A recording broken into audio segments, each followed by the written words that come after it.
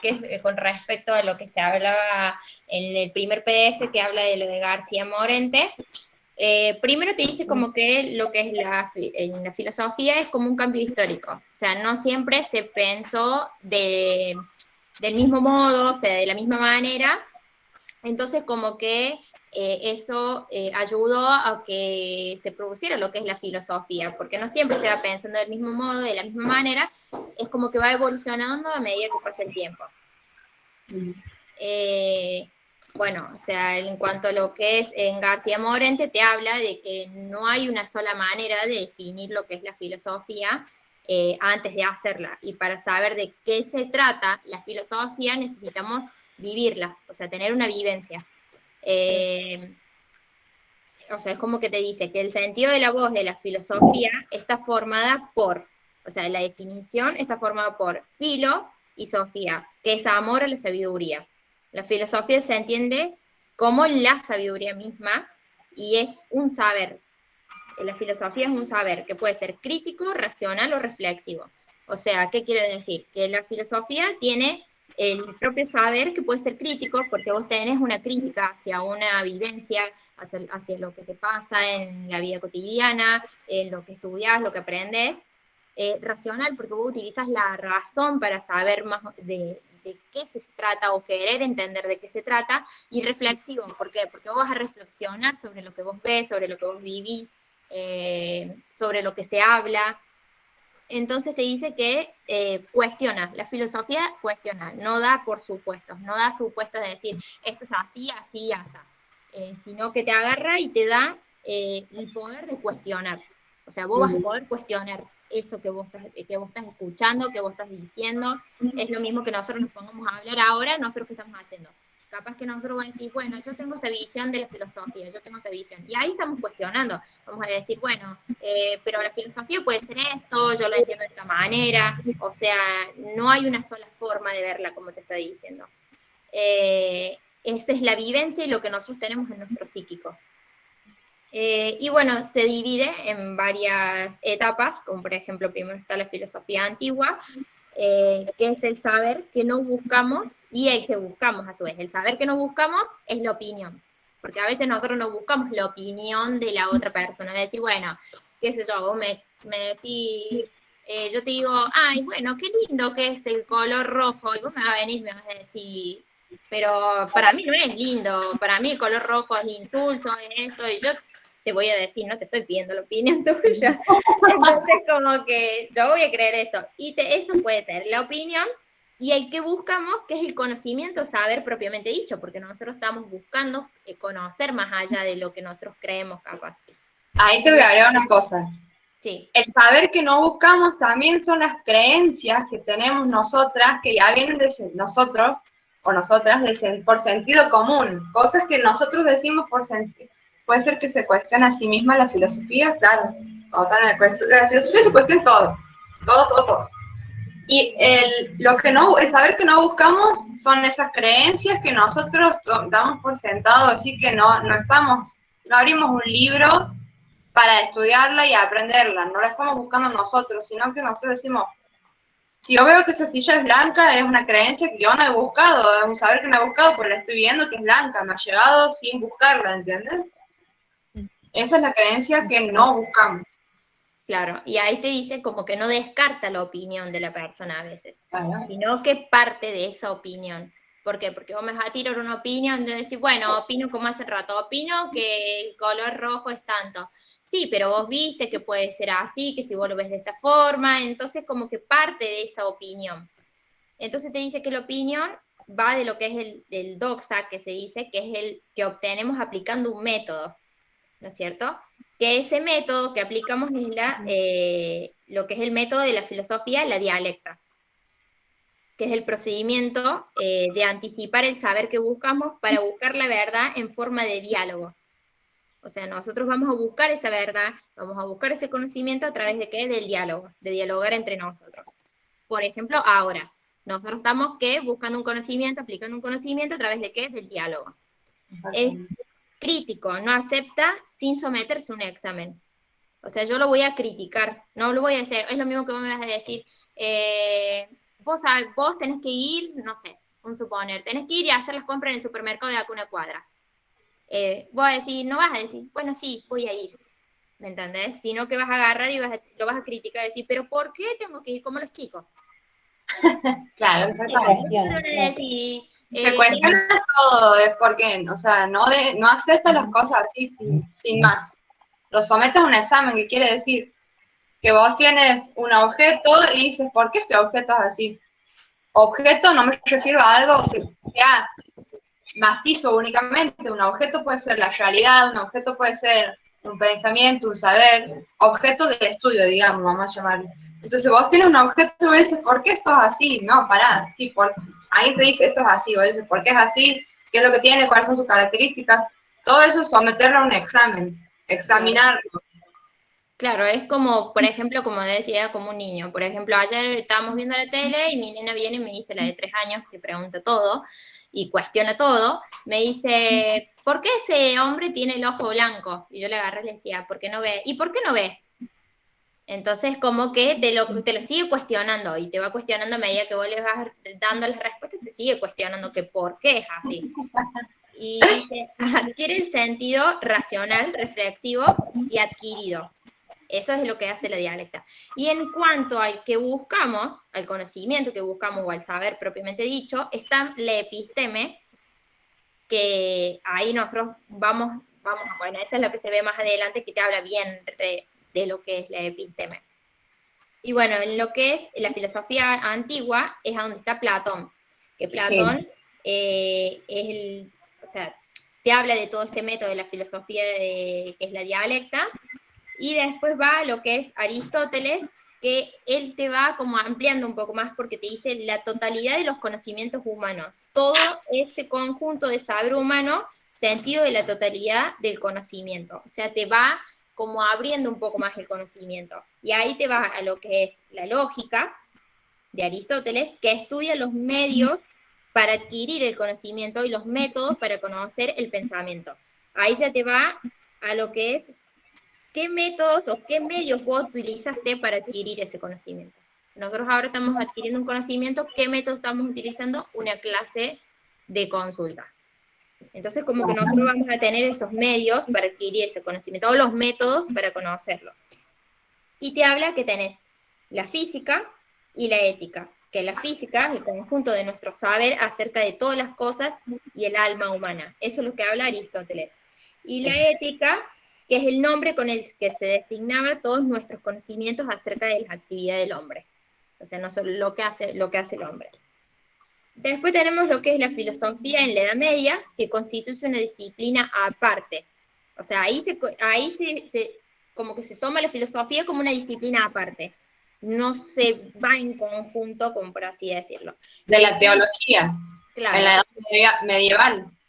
Claro. Y se son todos los conocimientos que tenemos de Dios, la teología. Eso ya Claro. sí va más a lo religioso. Y la filosofía, los conocimientos de la naturaleza, digamos. Claro. No naturaleza como las plantas y los animales, sino naturaleza en común. Lo que es natural. Lo que sale, lo que se creó y es así, ¿entendés? O sea, no te va a venir, te va a decir, bueno, vos tenés que ver que el hombre nació hombre y porque así es su naturaleza. Ponele. Es teología. ¿Puedo hacer una pregunta? Sí. ¿Puedo hacer una pregunta? En esa parte no entendí, porque dice que, por ejemplo, la teología está bien, es un conocimiento de la parte de lo divino de Dios, pero la filosofía, o sea, se desprendió teología, ¿no? Pero la filosofía, ¿qué estudiaba en ese momento? Todos los conocimientos, pero menos la teología. Claro, exactamente.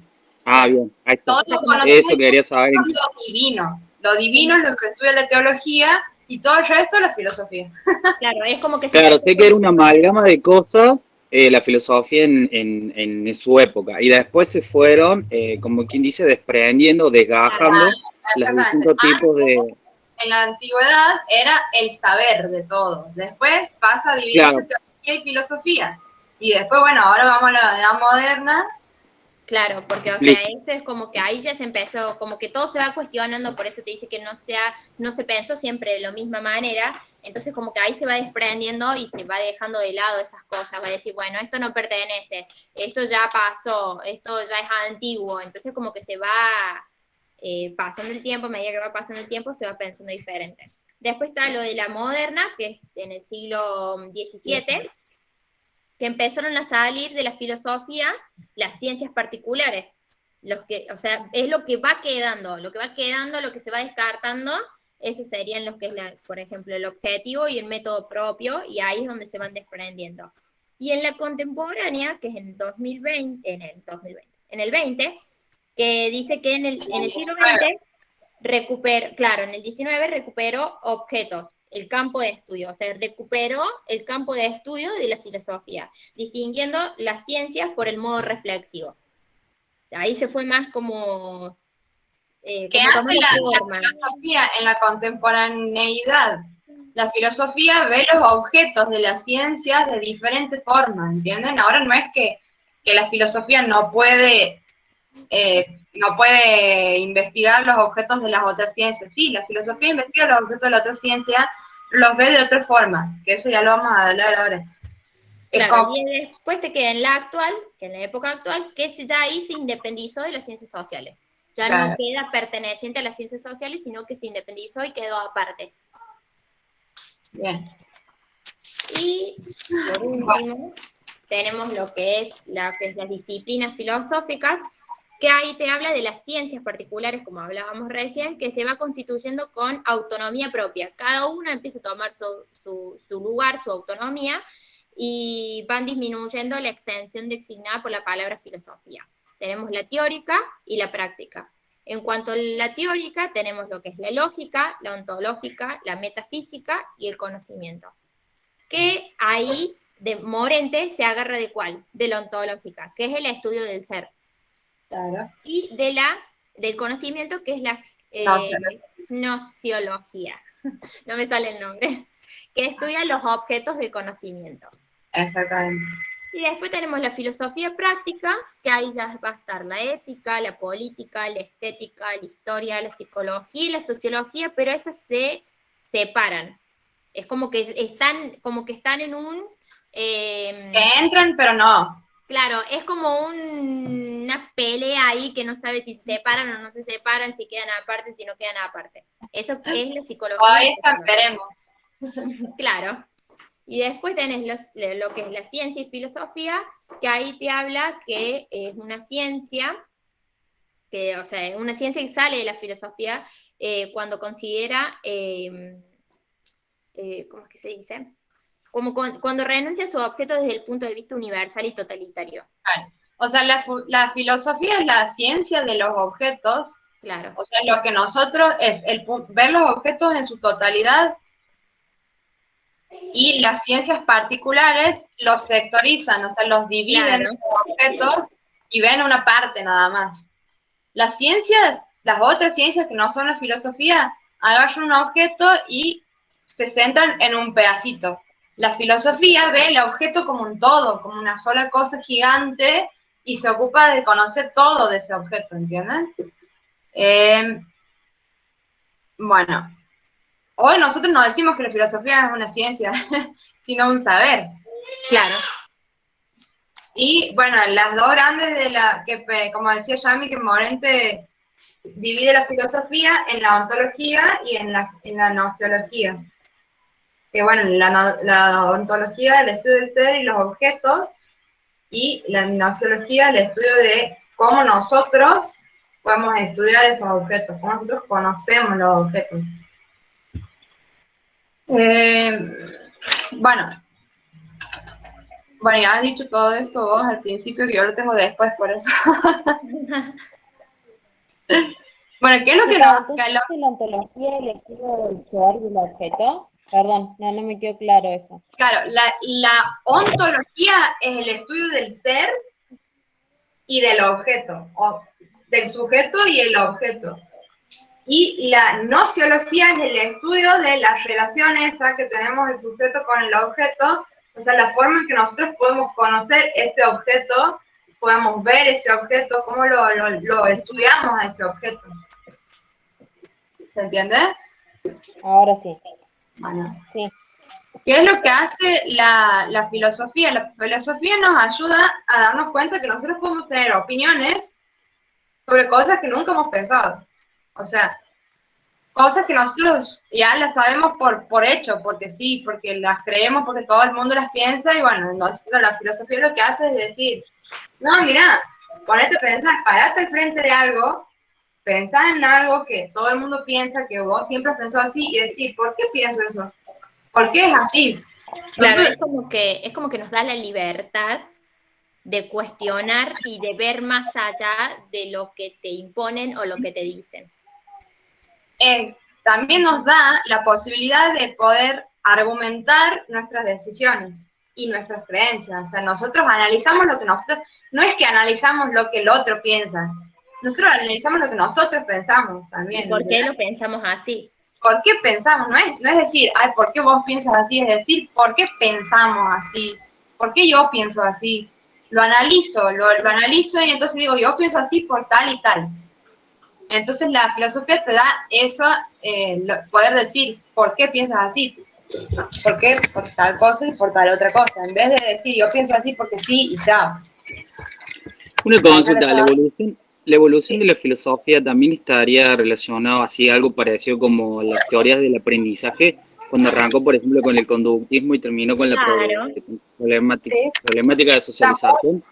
sí, muy Ah, bien, relacionado. perfecto. Claro. Esperen que es Bien. una desconectada de compu. claro, porque, o sea, antes de lo que te decía, te decía como que la persona era como una tabla rasa, como que vos le mandabas el conocimiento y lo que vos creías y lo que vos pensabas y la persona lo tomaba como normal y lo aprendía así, no Claro, tenía exactamente. ni Eras voz como ni un voto. recipiente que necesitaba Claro, que le entregaran conocimiento. Y en ese claro, momento el estudiante era rol pasivo, o sea, no podía hacer nada, de nada. Y así fue evolucionando. Bien, claro. perfecto. Bueno, em,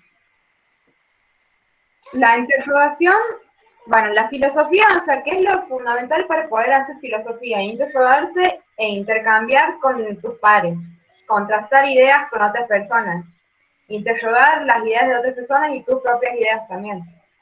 Eh, o sea, esto es la práctica más importante, como decía a mí, que es la dialéctica, que es la conversación, digamos.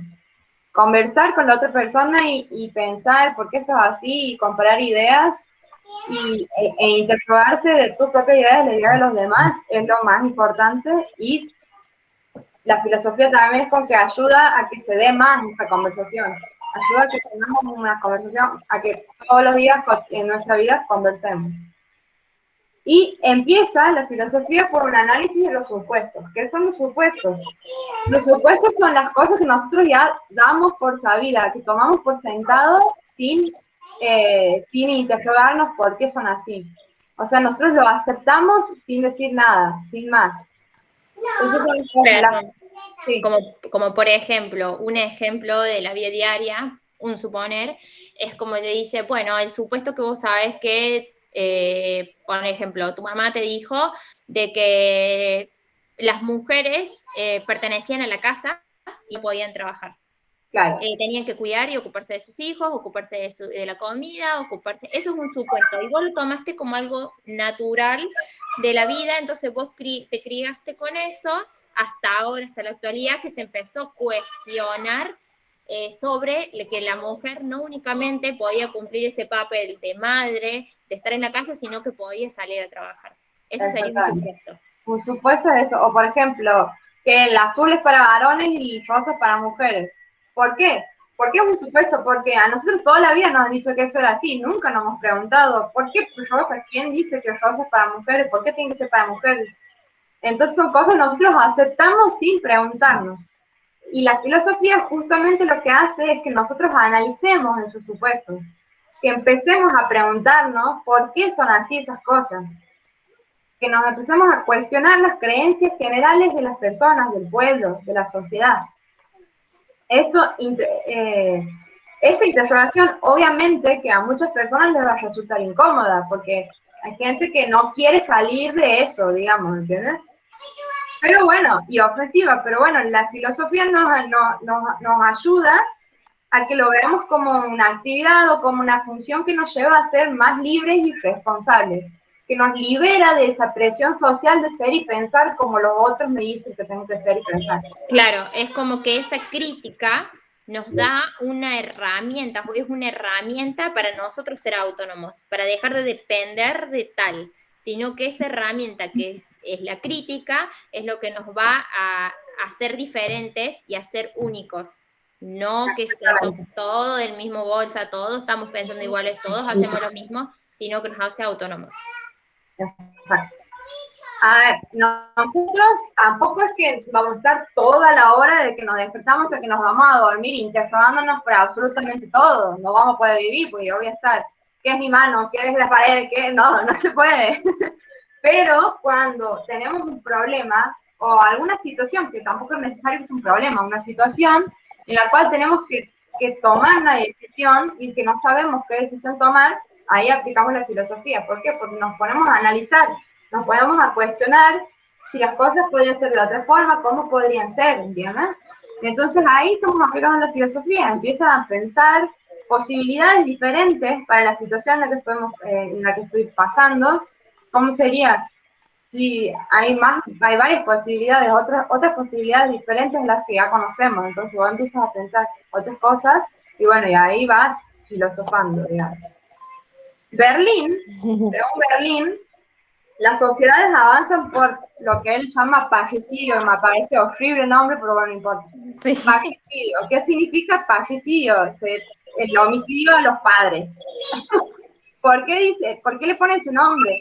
Porque según él, la sociedad avanza eliminando las ideas y las creencias de las generaciones que venían antes de nosotros con las creencias y las ideas que introducimos nosotros. O sea, ¿qué hacemos? La nueva generación va a tener nuevas ideas y las va a imponer y las va a sustituir a las ideas que tenían nuestros padres antes, o las generaciones anteriores. Es como ahora, como por ejemplo en la actualidad, que ya no se piensa lo mismo que antes y ya como que las creencias de los padres, de los abuelos, de los viejitos, quedaron de lado y ya es como que la juventud impuso ahora otra forma de ver las cosas y otras creencias que ya se dejaron de usar de las anteriores. Exactamente. Bueno, ¿qué es o sea, no todo es cuestionamiento filosófico, ¿no? Obviamente. No es que todo lo que nosotros nos cuestionamos va a ser algo filosófico. Las preguntas que nosotros desarrollamos de forma sistemática y las cuales utilizamos métodos racionales para pensar y tratar de encontrar una respuesta para cuestionarnos, esas son cuestionamientos filosóficos. O sea, la filosofía toma en cuenta que todo lo que nosotros estamos convencidos, todo lo que los seres humanos estamos convencidos, podrían ser de otra manera. No tiene que ser así necesariamente. Y que nosotros somos los que tenemos la decisión de dejarlas así como están o de cambiarlas. ¿Por qué? Y también no solo nuestra decisión, sino también, bueno, si tenemos los medios para poder cambiar la situación o lo que sea que queramos cambiar. No hay una opción correcta, digamos, no hay esto o esto, no. Hay un montón, infinidad de opciones y ninguna es más correcta que otra, porque para vos lo que es correcto para mí, capaz que para vos no es correcto, ¿entiendes? Entonces, es imparcial, es parcial, digamos. No es imparcial, no es que lo que está bien para mí va a estar bien para todos. No. Entonces no puede haber una sola respuesta correcta. Bueno, cuando nosotros no sabemos en dónde buscar una respuesta, cuando nosotros no tenemos un libro en el cual decir, a ver, tengo una pregunta, voy a leer un libro y ya obtengo la respuesta de ahí. O tengo un problema, agarro una fórmula matemática y lo resuelvo. No tengo esas formas, no tengo esas herramientas para poder responder el problema que tengo o buscar la solución al problema que tengo. Esos son los problemas o las preguntas filosóficas, las que no puedo responder por otros métodos. No tengo forma de responderlo, necesito sí o sí analizar, pensar, pararme, mirar, criticar para poder encontrar una respuesta. Y cuando algunas preguntas que eran filosóficas van evolucionando y encuentran un método para responderse, ahí dejan de ser filosofías, preguntas filosóficas y empiezan a ser ciencia. Bueno, ¿Chami quiere seguir o sigo yo? Claro, es como que estas preguntas se dividen en lo que son las empíricas, las filosóficas y las formales. En cuanto a las empíricas, la misma palabra lo dice, que son hechos de observación directa, es lo que nosotros vemos directamente, son hechos que han pasado y que los hemos visto en vivo y en directo, por así decirlo. Sí. Y las filosóficas no saben, como decía Vi, de dónde buscar esas respuestas, nos propone como que nos da una pauta para examinar, para pensar. Y lo que son las formales son las que son más complejas y no se resuelven por experiencia, sino que siguen un formato, una regla, se relaciona una cosa con la otra. O sea, eso ya sigue como más, como que serían formales. Y bueno, después te habla de las tareas de la filosofía, que es ahí donde está el diálogo entre Maggie y Berlin, que te habla de las tareas de la filosofía, que las tareas nos propone examinar mejor lo que pensamos y hacemos, pero es nuestra decisión. O sea, ¿cómo te puedo decir? Yo voy a pensar y analizar. Perdón, te voy a interrumpir ahí. O sea, estamos hablando de tareas, vamos a ir con las tareas primero. ¿Cuáles son las tareas de la filosofía? Bien, las tareas de la filosofía son el análisis del lenguaje y el abordaje de los problemas sustantivos. Bien. En cuanto al análisis del lenguaje, es lo que expresan ideas, experiencias, la manera en nombrar las cosas indice en la manera que yo lo entiendo. Como por ejemplo, yo voy a nombrar donde estoy, ponele sentada como silla. Claro. Entonces yo voy a saber, ahí voy a decir, mira, la silla sirve para que yo esté sentada, esté bien cómoda, entonces como que me va a ayudar a entenderlo. O sea, el nombre es lo que yo lo voy a relacionar para entenderlo, para entender de qué se está hablando. Y el abordaje de los problemas sustantivos es lo que está en discusión, son principios, valores y razones. Y bueno, o sea, como que te habla de que esa tarea de la filosofía, lo que nos da esa filosofía, las tareas esas, no consiste en decirnos qué hacer, sino que está relacionado con la vida real. Su tarea es examinar. O sea, nosotros nos vamos a examinar, no nos va a decir, mira, la filosofía nos dice, o las tareas de la filosofía nos dice, tenés que hacer esto, esto y esto, sino que me va a ayudar para mí el poder entenderlo y poder examinar mi vida real. Nos va a dar la pauta de que hay diferentes posibilidades y que nos va a decir cómo se sigue de esas posibilidades, o sea, que si elegimos una posibilidad, ¿qué es lo que va a pasar? Si elegimos otra posibilidad, ¿qué es lo que va a pasar? Si elegimos otra posibilidad, ¿qué es lo que va a pasar? No nos dice, tienes que elegir esa posibilidad, porque tal cosa. Te dice, vos tienes esta carpeta llena de posibilidades, cada posibilidad te va a llevar a tal cosa. Vos eliges cuál vas a elegir. Claro, es como cuando te dicen, la decisión que vos vas a tomar es lo que va a condicionar lo que va a pasar después. Exactamente. Vos tenés esta decisión, es lo mismo que tu mamá te dice, no tenés que robar, no tenés que maltratar a una persona, pero vos vas a ir y vos vas a decir, bueno, che, y si robo eso que está ahí, ¿qué pasa? ¿Entendés? Entonces capaz que yo voy a decir, bueno, más sí, si mi mamá me dijo, o la ley me lo dice, de que no tengo que robar, y yo voy y lo hago, queda en decisión mía, iré a hacerlo y después las consecuencias que me traiga. Claro, o sea, ¿qué hace la filosofía? La filosofía te ayuda a que vos justifiques, digamos, tus decisiones. Claro. Pero la decisión siempre va a ser tuya, no te va a decir que hagas tal o tal otra cosa, ni tampoco te va a decir que lo que has hecho está correcto o no está correcto, sino que te va a decir, te va a ayudar a fundamentar, vos mediante el análisis, mediante el análisis filosófico vos vas a poder fundamentar tu elección, pero vos sos la que va a tener que vivir con las consecuencias. O sea, vos vas a ser responsable de las consecuencias de tu elección, que pueden ser buenas o malas. Aparte, o sea, es como que ese análisis ayuda a que las elecciones que tomemos estén fundamentadas y no sea por un capricho mismo de nosotros, sino que van a estar fundamentadas nuestras decisiones y nuestras elecciones. Yo decido por tal cosa, por esto, yo lo elecciono, pero no digo, no, yo lo hago porque quiero. No es por un capricho mío, sino porque yo voy a tener un fundamento para esa elección. Claro, y nosotros también podemos tranquilamente elegir seguir a la masa. Podemos elegir no decidir nada. Podemos decir, no, es muy difícil decidir, no tengo ganas de decidir, no tengo ganas de elegir, voy a hacer lo que hacen todos. Punto.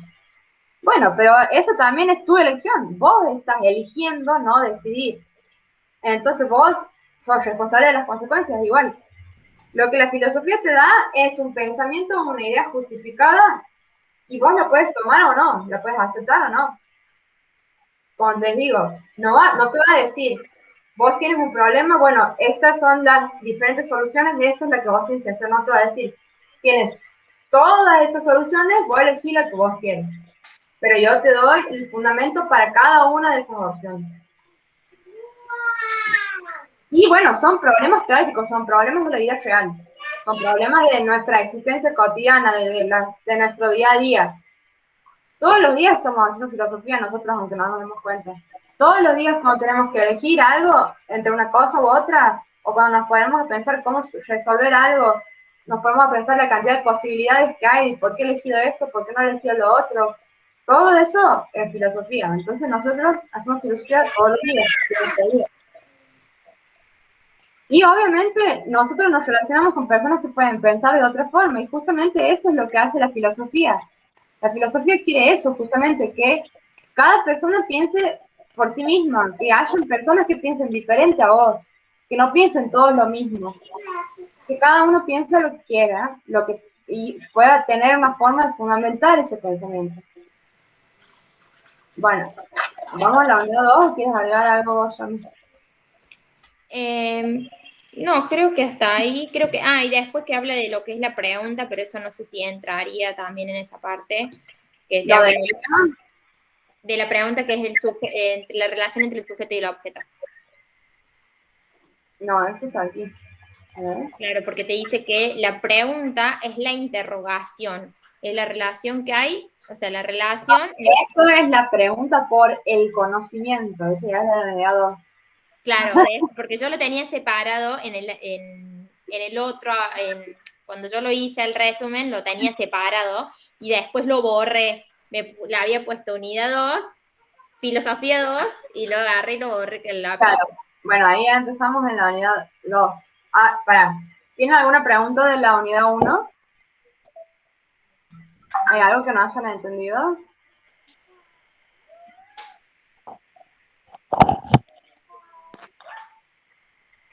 Bueno, asumo su silencio como que han entendido todo.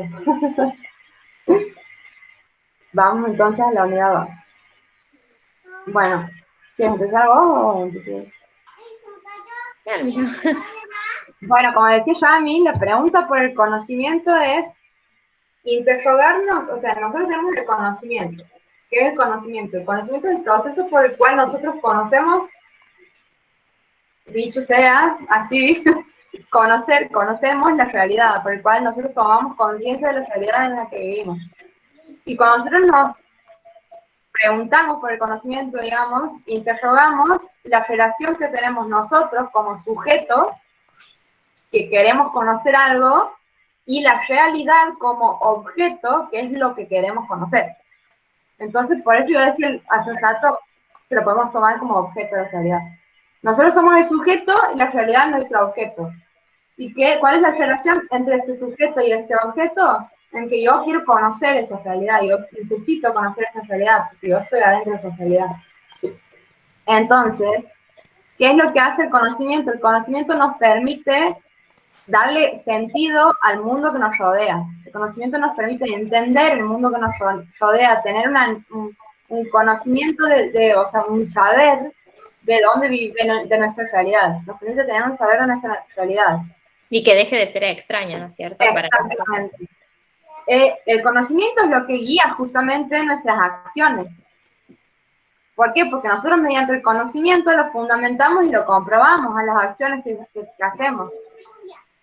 Nos brinda garantías firmes de dirigir nuestra acción de forma acertada y segura. ¿Qué quiere decir esto? Que yo, teniendo un conocimiento previo de algo, voy a saber cómo actuar frente a eso. Si yo no tengo conocimiento previo, por ejemplo, si voy a un examen Sin conocimiento no voy a saber cómo actuar, entonces no voy a tener una acción firme, no voy a tener una acción acertada, no voy a tener una acción fundamentada, porque no voy a saber qué poner. En cambio, si yo voy con todo el conocimiento a rendir el examen, voy a saber exactamente qué respuesta elegir, voy a saber exactamente qué poner. Va a ser acertado, va a ser firme, voy a ir y voy a decir, eso aquí. No es, uy, no sé qué va aquí. Eso ya no sería conocimiento, ¿entiendes? Además, o sea, es como que te dice que no es lo mismo conocer que tener una información.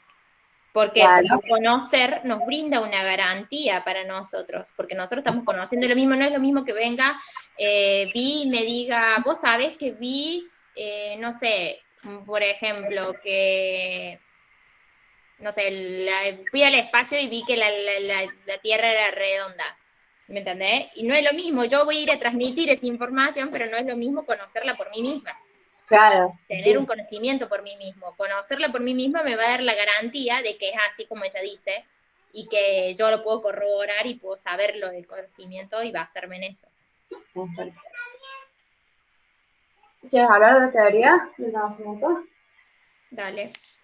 Y bueno, te dice que la rama de la filosofía que se interesa en el por qué y cómo podemos conocer algo, conocer el mundo, cómo lo podemos conocer y por qué lo podemos conocer, es la teoría del conocimiento.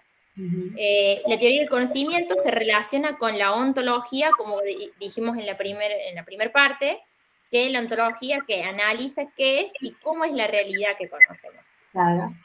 Y la subrama de esa teoría de conocimiento es la epistemología, que es como yo dije al principio, que dije después la vamos a ver, que en cuanto a la epistemología se ocupa de reflexionar específicamente sobre ese conocimiento científico. O sea, como que reflexiona sobre ese conocimiento científico y te da diferentes formas de conocer el mundo desde el punto de vista científico. Claro, ¿qué hace la epistemología? Te hace reflexionar o analiza la forma en que las ciencias estudian la realidad o estudian el mundo. La forma que dice, no es que estudian el objeto de la ciencia, sino que analizas cómo esa ciencia va a ver el mundo, cómo esa ciencia va a conocer el mundo, cómo esa ciencia va a estudiar el mundo. Claro, por eso te dice que epistemología viene de episteme, que episteme es el modo de entender el mundo y es una visión general del conocimiento en una época determinada. Ajá. O sea, ¿cuándo va a ser una episteme? Cuando yo tengo una visión del conocimiento en tal punto en tal punto del tiempo, en un momento del tiempo, voy a tener una forma de entender el mundo y de pensar y de vivir en ese mundo, pero en otro punto del tiempo voy a tener otra forma de pensar en ese mundo, de tener otra forma de vivir, de tener otra forma de entender. Esa es la episteme. ¿Y los paradigmas? ¿Lo tienes? Lo digo yo así. No tienes activado el micrófono.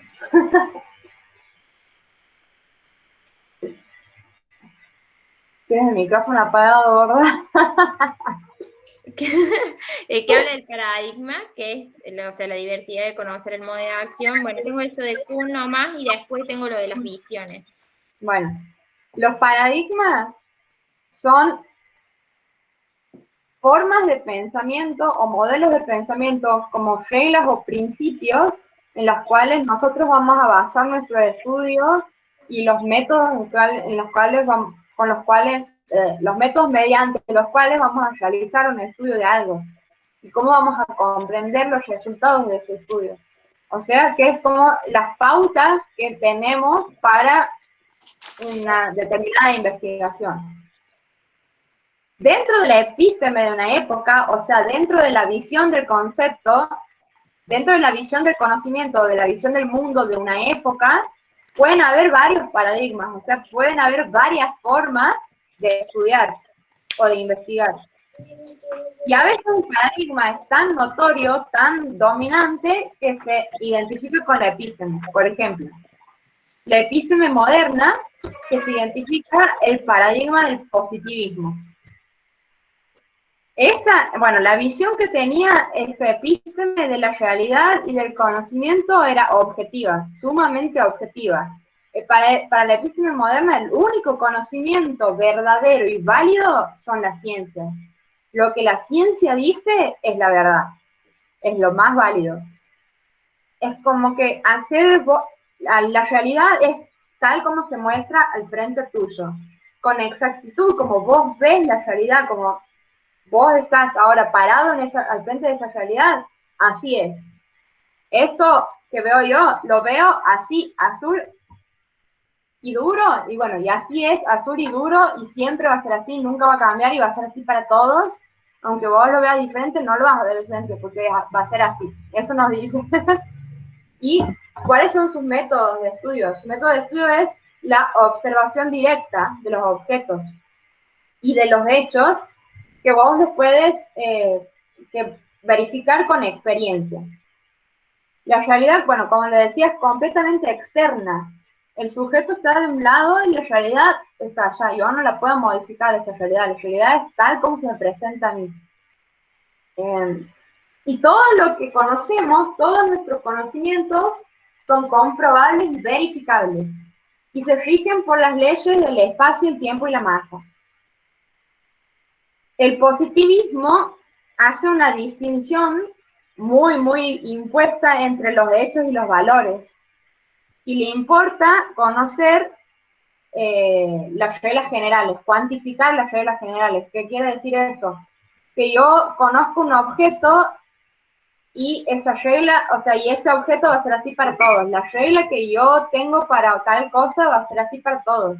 Regla general para todo el mundo. Nadie, no importa qué valor tengas, cuál va a ser tu moral, no importa cuál va a ser tu estilo de vida ni tu cultura. Va a ser igual para todos.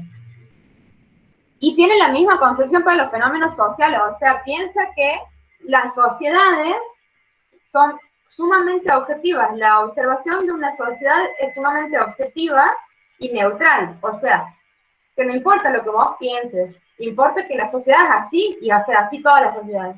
Punto. Es muy rígida, súper ultra rígida esta sociedad. Y es como muy reduccionista. ¿Por qué? Porque te dice que tienes niveles y estructuras. Sería formal o lógica. Claro, sí. Sería formal, claro. Científica más que lógica, diría científica. Y no, o sea, no te permiten poner, no te permiten estudiar las características determinadas de cada sociedad, no te permite estudiar los cambios de la sociedad, de la diversidad que hay en las sociedades, no te permite estudiar las formas de ver el mundo de las personas. Es ultra rígida y es como es, punto. Nadie lo ve de otra forma, todos lo ven igual, la realidad es así y así va a ser siempre. Y después tenemos la epísteme postmoderna, que se identifica el paradigma postpositivista, en el cual aquí tenemos un observador que no es neutral a lo que observa. Te da la posibilidad de ser flexible, de ser más flexible, de que no seas tan estructurado, sino que te da la herramienta para vos ser más libre, por así decirlo. Exactamente.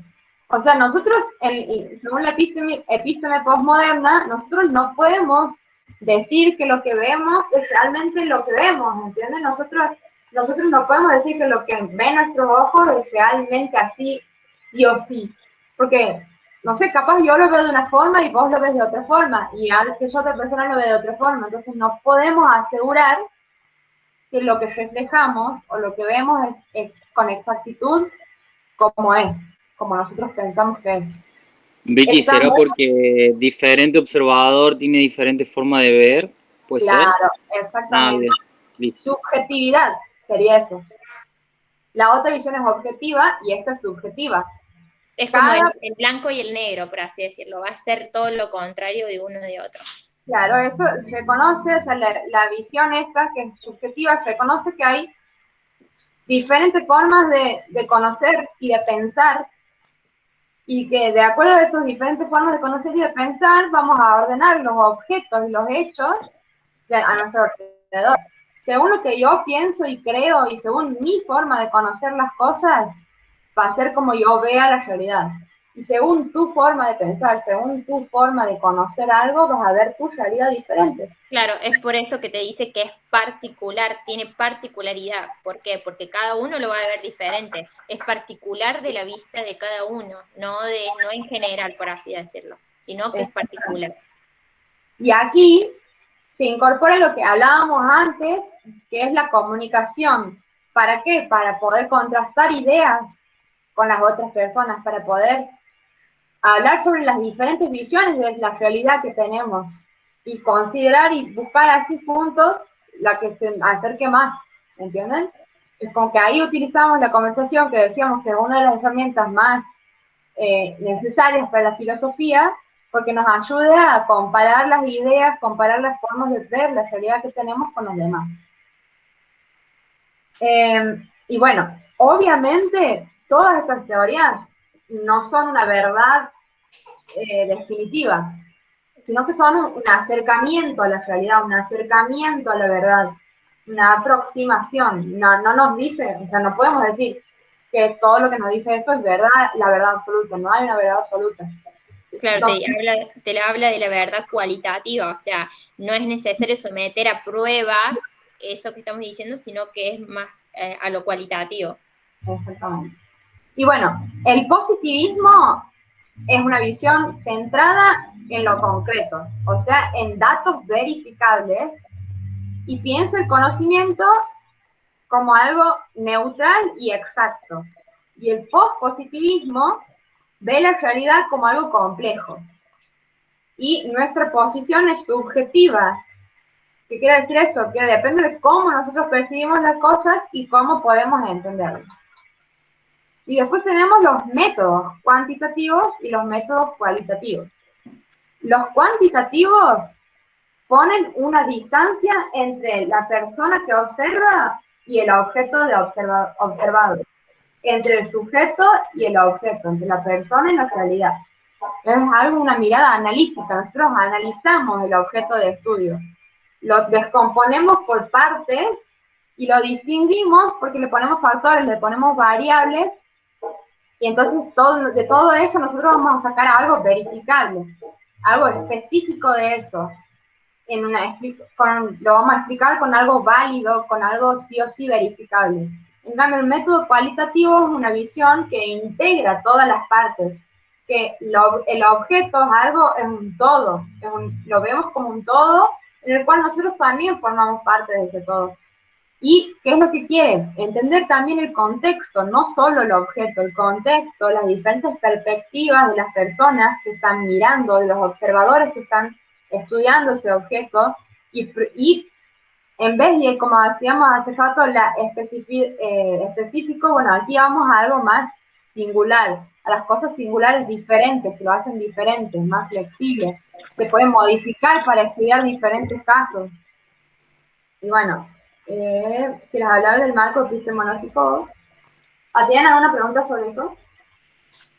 No entendí.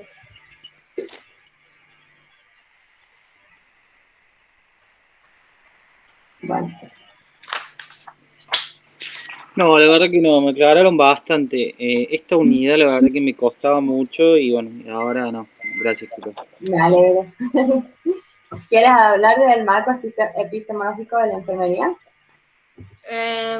No sé si quieres seguir vos y yo después le mando a lo que es las visiones y todo eso. A ver, para. Bueno, sí. Porque después yo tengo lo que es la ética. Que te Pero habla esa es la unidad 3. Claro, yo tengo de ahí la unidad 3. ¿No tienes el marco epistemológico y todo eso? No, tengo únicamente desde las visiones. El marco epistemológico no sé. Les hago una pregunta. Para los regulares y los libres, había, por ejemplo, diferentes tipos de contenido, ¿no? No era lo mismo. No tiene ella el marco epistemológico porque no les han tomado. Yo había hecho esto para los parciales, entonces tengo todo. Y para el final no le han tomado, y como eso era regular, no lo tengo. Claro, porque por ejemplo a mí Tealdi no me dijeron, no me preguntaron nada de eso, me preguntaron sobre el primero, el segundo, y sacaron bastante. Claro, o sea, lo único que dejaron fue el diálogo de Berlín y Sí, la primera parte del Magui, Unidad, Torrentes, claro, no me acuerdo qué otro más era. y después Ya te digo. lo que eran Robles lo sacaron, las teorías Ahora sí, ¿no? Robles lo habían sacado, No. no lo tomaba. Bueno, lo vamos a ver igual. No, está bien, está bien, está bien. Por si las Sirve un dudas. montón, obvio. Por la duda, porque después no vaya a ser que, no, que les tomen eso y no sé. No, sí, sí. Después preguntaban mucho sobre justicia, beneficio, sobre la sensibilidad. Bueno, después una vez las preguntas ahí en el parcial. Sí, ahora cuando terminemos de explicar todo, ahí vamos con las preguntas a ver si han entendido algo. Vamos a hacer como un simulacro. Bueno, vamos con el marco epistemológico de la enfermería. El marco epistemológico quiere decir que son todos los paradigmas, las visiones, los modelos, las clasificaciones, los métodos que se aplican para interpretar y analizar el cuidado como objeto de conocimiento de la práctica profesional. La práctica es el centro de la actividad profesional, o sea, la práctica es la aplicación de teorías que se generan a partir de la investigación. Y la base epistemológica de la enfermería es práctica, teoría e investigación, que es como un ciclo es un círculo que se retroalimenta. O sea, si yo tengo práctica, si tengo práctica, tengo teoría, si tengo teoría, tengo investigación, si tengo investigación, tengo práctica, y así va y vuelve toda la hora. ¿Por qué? Porque nosotros cuando en la práctica, para la práctica de enfermería, nosotros tenemos que aplicar las teorías que hemos estudiado, y esas teorías vienen de la investigación. Pero ¿qué pasa? A veces, en esa misma práctica, no tenemos teorías para algún problema en particular, entonces tenemos que volver a hacer una investigación, y ahí, mediante esa investigación, desarrollamos otra teoría, y esa teoría la llevamos de vuelta a la práctica, y por eso le decimos que es un ciclo que se retroalimenta. Porque no se deja de investigar, ni de formar teorías, ni de practicar enfermería, digamos. Bueno, la enfermería se nutre de teorías que provienen de varias disciplinas, de otras disciplinas con diferentes saberes y conocimientos, y diferentes metodologías. Nosotros queremos analizar las teorías y la práctica de la profesión y entender al ser humano con una visión enriquecida, digamos. Entender al humano en un determinado, en su contexto social, en su contexto cultural, que está condicionado por aspectos materiales, por aspectos ideológicos, por aspectos institucionales. Y la epistemología contribuye a prestar atención a estas cosas, a lo que acabo de decir, digamos, a todos esos contextos del ser humano. Nos ayuda al entendimiento del cuidado, a la actitud profesional y a entender mejor forma los sujetos de cuidado, los sujetos de atención. Después tenemos la fenomenología. Esto es horrible, chicos. Esto es lo único que no me gusta de toda esta materia. Después tenemos la fenomenología, que es el estudio de la experiencia subjetiva, o sea, es el estudio de cómo veo el mundo y los objetos en nuestra conciencia, cómo se presentan los objetos en nuestra conciencia. Nosotros, ¿qué queremos? Captar esa vivencia de nuestra relación con el mundo y darle sentido a sus contenidos. La conciencia, o sea, nuestra conciencia va a ser siempre conciencia de algo. Y ese algo va a ser el mundo. Nosotros siempre vamos a tener conciencia del mundo. ¿Por qué? Porque nosotros estamos en una relación directa con el mundo. Y nos da una intuición. Nosotros tenemos siempre una intuición del mundo, de cómo van a pasar las cosas, de cómo van a ser las cosas. Esto quiere decir que nosotros, en nuestra mente, se nos aparecen los objetos como algo que tiene sentido. Todo lo que sabemos de los objetos lo obtenemos mediante una vivencia. O sea, como para resumirlo, nosotros conocemos el mundo a través de vivencias, conocemos objetos a través de vivencias, le damos sentido al mundo viviendo en el mundo, le damos sentido a los objetos a través de una vivencia con ese objeto, a través de una experiencia con ese objeto. No podemos darle sentido a algo si no vivimos algo relacionado con eso. Bueno, y tenemos que poner de lado las cosas naturales que nos salen a nosotros de la realidad y tratar de reflexionar y estudiar esa relación entre nosotros con el mundo. Creo que dice la fenomenología, que vos estudies la relación que vos tienes con el mundo, con tu mundo alrededor.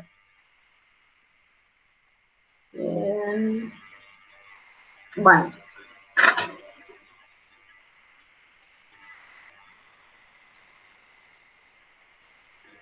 Y que de ese análisis que haces de tu relación con el mundo, después vas a extraer elementos o rasgos que van a contribuir a los conocimientos válidos para futuras situaciones. O sea, vos a partir de una vivencia de algo, vas a analizar esa vivencia y a partir de ese análisis de la vivencia, vas a sacar elementos que te van a servir para hacer frente, para enfrentar otras situaciones a futuro. Después tenemos la hermenéutica, que es el arte de la interpretación.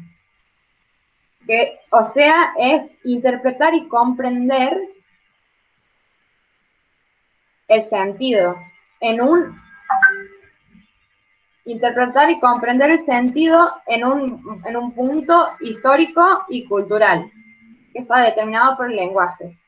Estamos toda la hora dándole significado a lo que nos rodea, no podemos no darle significado a lo que nos rodea, porque nosotros, por ejemplo, esta mesa es una mesa, tiene un significado, que es para sentarse y comer, bueno, no se sienta en la mesa, pero es comer en la mesa, estudiar en la mesa, apoyar cosas en la mesa, a todo le damos un significado. Esto es un teclado, tiene su significado. ¿Qué significa? Que voy a usarlo para escribir en la computadora. Toda la hora le estamos dando significados a las cosas, a todo lo que nos rodea y a las ideas. Tenemos ideas y le damos sentidos que ya tenemos incorporados de antes. La realidad es un todo de sentido. Y tiene cosas que vamos descubriendo. O sea, nosotros no conocemos la realidad en su totalidad. Nosotros toda la hora estamos descubriendo cosas nuevas y dándole sentido a cosas nuevas, dándole significados a cosas nuevas y que no se pueden analizar solos así de forma aislada, sino que tenemos que analizar en la totalidad. Nosotros lo vemos como la totalidad, pero no lo conocemos en totalidad. Vamos descubriendo siempre nuevas cosas de la realidad, que forma un todo. Bueno, después tenemos el círculo hermenéutico, que es el proceso de comprensión de algo, de un objeto, que tiene 4 pasos. El primer paso es la proyección de sentido, desde las concepciones previas. O sea, ¿esto qué quiere decir? Que nosotros ya tenemos un saber previo y a partir de este saber le damos un sentido a algo. El segundo paso es desarrollo del entendimiento y explicación del contenido. ¿Qué quiere decir? Empezar a entender ese objeto a partir del sentido que le doy y explicar concretamente qué es ese objeto. Después, tercer paso, corrección y ajuste de la proyección inicial. ¿Qué quiere decir? Que al conocimiento previo que teníamos nosotros y al sentido, ahora que tenemos un mejor entendimiento, lo corregimos.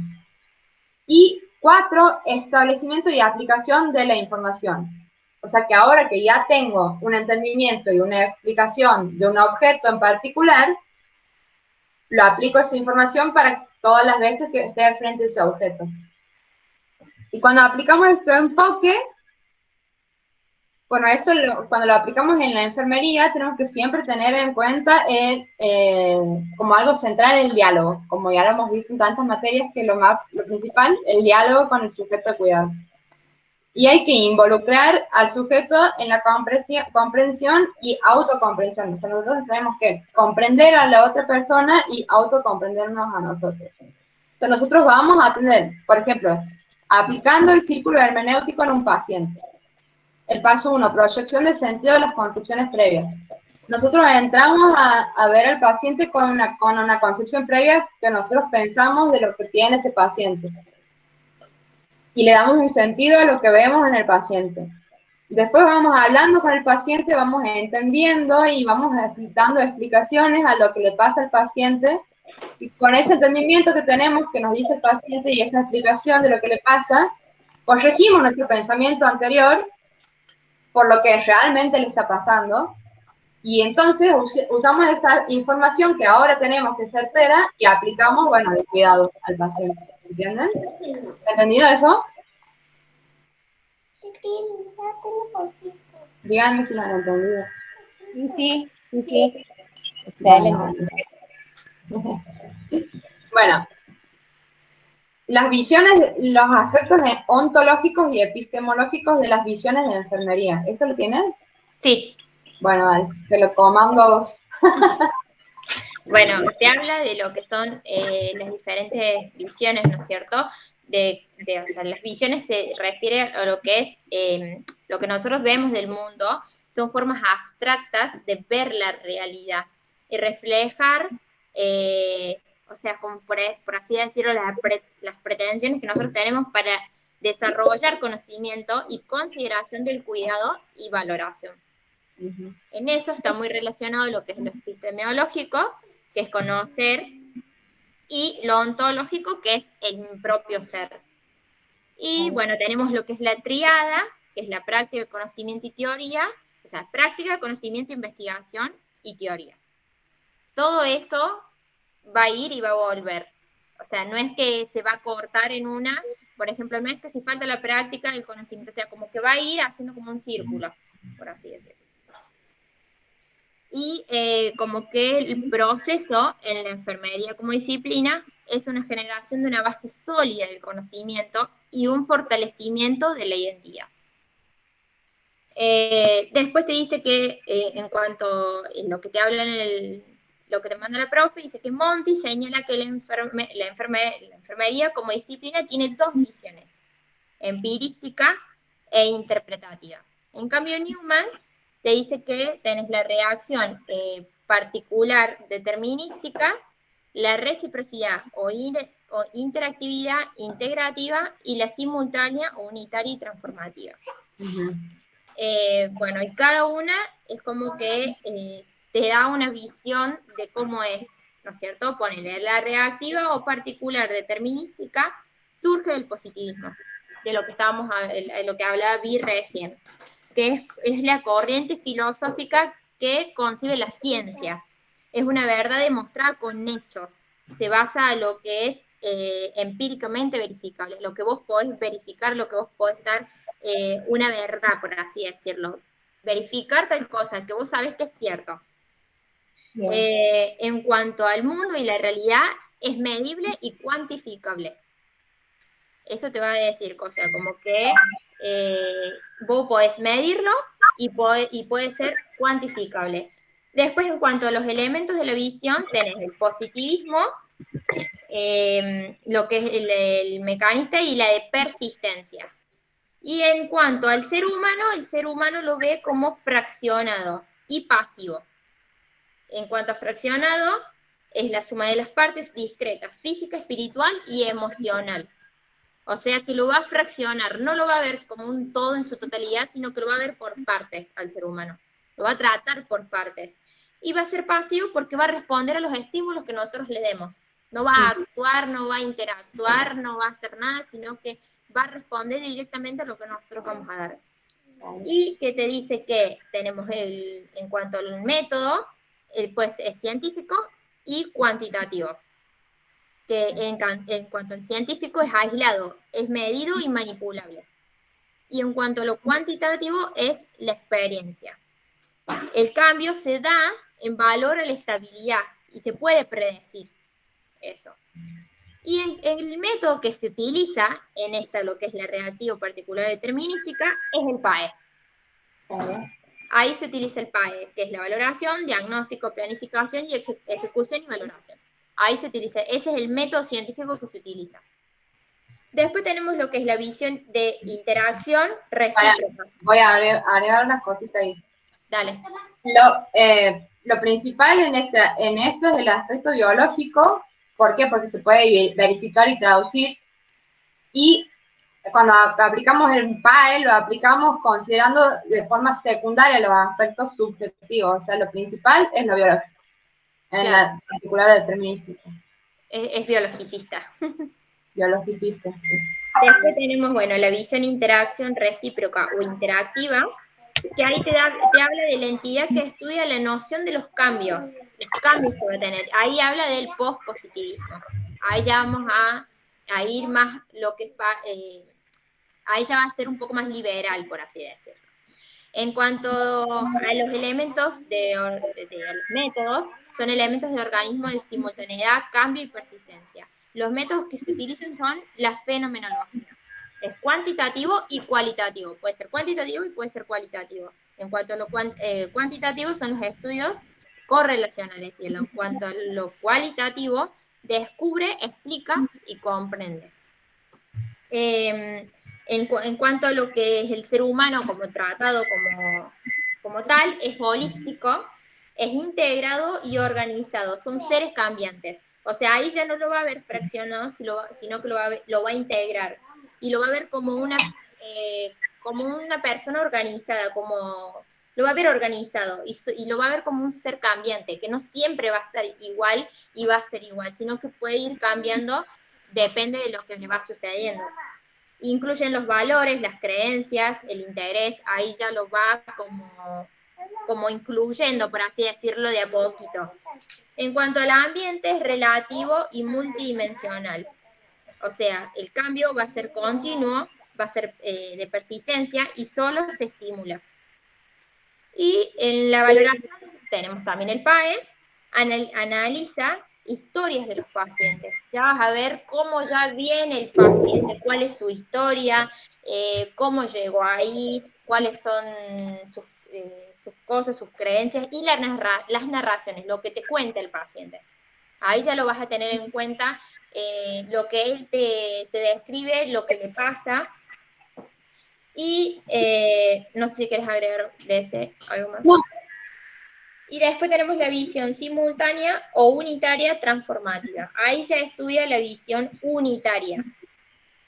O sea, es la noción de cómo se da el cambio. Antes era la noción de esos cambios, cuál era el cambio, y acá ya se ve cómo se da ese cambio. Surge de la combinación de los elementos del organismo, simultaneidad, de cambio unitario y transformativa. El ser humano ya lo ve como unitario, lo ve holístico y reducible. Y o sea, lo ve unitario, pero sabes que se puede reducir. También que tiene comportamientos, cuando afecta a una cosa, afecta a todo. O sea, vos sabés que a lo mejor le afecta una enfermedad, tiene una enfermedad, por ejemplo, la persona, y sabes que no únicamente le va a afectar en eso, sino que va a afectar en su vida social, en su familia, en su trabajo. O sea, va a ir afectando en mayor, por así decirlo. Es organizado. ¿Puedo preguntar algo? Perdón, Sí. ¿puedo preguntar algo? O sea que sería más que nada, la última sería como la integración de las otras dos anteriores, pero involucrando la subjetividad a nivel holístico. No involucra tanto la particular determinística, porque esto ya, o sea, la particular determinística es como que directamente el sujeto de cuidado no participa para nada, es solamente recibe los cuidados que vos le das, y nada más. No lo toma en cuenta, no toma en cuenta su cultura, no toma en cuenta sus creencias, nada, digamos. Solamente toma en cuenta la biología. Sería como la fenomenología más la hermenéutica, algo así. Claro. Y esta visión simultánea, ¿qué hace? La visión simultánea ve la situación como un todo. No solamente ve la enfermedad que le afecta a la persona, sino que ve la situación como un todo y también toma al sujeto de cuidado como un participante activo de su propio cuidado. Tiene que tener sería como el concepto campo-salud más los determinantes sociales. Claro. Claro. Que es como te decían, como se decían en bases, de dónde sale Leninger. Sale de la transformativa. Porque claro, ella te ve la cultura y te ve todo. En cambio, ¿de dónde sale Nightingale? De la particular. Ya claro, directamente biologista. Y después te dice que... Bien, gracias, chicos. De nada. Después te dice que en cuanto al ambiente, es el intercambio persona-ambiente. O sea, es como que es mutuo, es rítmico y es mutuo. O sea, va a haber un intercambio entre la persona y el ambiente. A lo mejor si yo modifico, un suponer, En el cuarto donde está el paciente o el sujeto, la persona, yo, por ejemplo, es un cuarto frío y sabes que a lo mejor le puede afectar a la persona, vos vas a poner, por ejemplo, calefacción. Entonces ya o vas a abrir las ventanas para que entre un poco de aire. A lo mejor hace mucho calor, abrir las ventanas y entra un poco de aire. Entonces ahí va a haber un intercambio entre la persona y el ambiente. Bien. Y es de transacción. Nada permanece igual, no todo permanece igual, sino que va a ir cambiando a medida de lo que va necesitando. Y el cambio es continuo y en evolución. Va a ir evolucionando. A medida que va cambiando, va a ir evolucionando. A medida que es continuo, va a ir evolucionando. El método ya es cualitativo. Y se utiliza el método, que es la valoración, que es la escucha, interpreta, es la realidad, o sea, como que escucha e interpreta, no directamente va a ir a lo que sabe y a lo que cree que es, sino que va a escuchar y va a interpretar a partir de esa escucha. Y después tenemos la realidad interna, los valores y el pensamiento que tiene la persona. Y la metodología que se usa es la fenomenología y la hermenéutica. La fenomenología como experiencia y la hermenéutica como comprensión. Bien. Bueno, ¿han entendido todo eso? Porque ya pasamos la otra unidad. Si no han entendido, es un momento. Bueno. Ética y moral. Sí, chicos. Bien. Ética y moral.